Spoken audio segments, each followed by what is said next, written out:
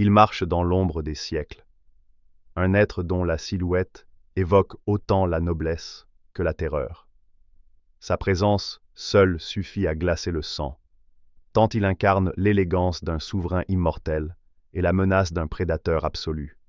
Drapé dans des étoffes raffinées, aux broderies anciennes et aux couleurs profondes, il est l'incarnation du temps figé, de l'histoire qui refuse de mourir. Son regard transperce l'âme. Deux prunelles d'un rouge profond ou d'un éclat doré scintillent sous une chevelure sombre et soyeuse. Son teint, d'une pâleur spectrale, semble absorber la lumière plus qu'il ne la reflète.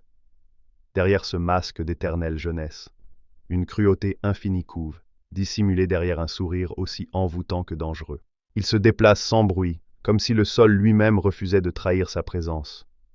Ses gestes sont mesurés, empreints d'un calme qui ne connaît ni hâte ni doute. Il ne parle pas. Il murmure, et chaque mot porte le poids de siècles d'intrigues, de serments brisés, d'alliances oubliées. Car il n'est pas qu'un simple être nocturne.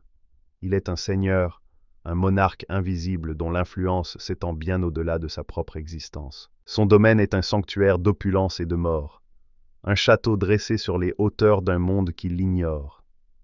Ses murs de pierre sculptée abritent des fresques effacées par le temps, des gargouilles figées dans des rictus menaçants, et des couloirs éclairés par des chandelles qui ne vacillent jamais.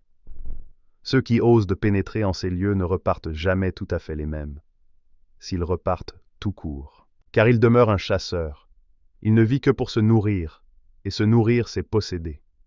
Le sang n'est pas qu'un besoin, c'est un rituel, une marque, un lien éternel qui unit le prédateur à sa proie. Ceux qui goûtent à son baiser ne reviennent jamais vraiment. Ils deviennent des échos de sa volonté, des ombres soumises à sa domination. Les légendes murmurent son existence à travers les âges, entre admiration et effroi. Certains le vénèrent comme un roi éternel, d'autres le redoutent comme un fléau inévitable.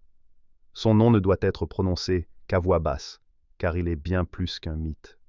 Il est une réalité tapie dans les ténèbres, un démon d'élégance et de puissance, un maître dont le règne ne connaît ni fin ni opposition.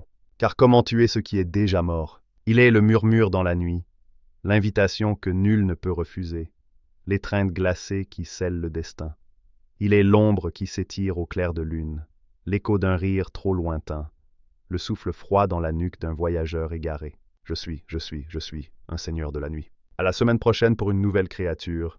Dis-moi en commentaire quelle créature tu veux voir.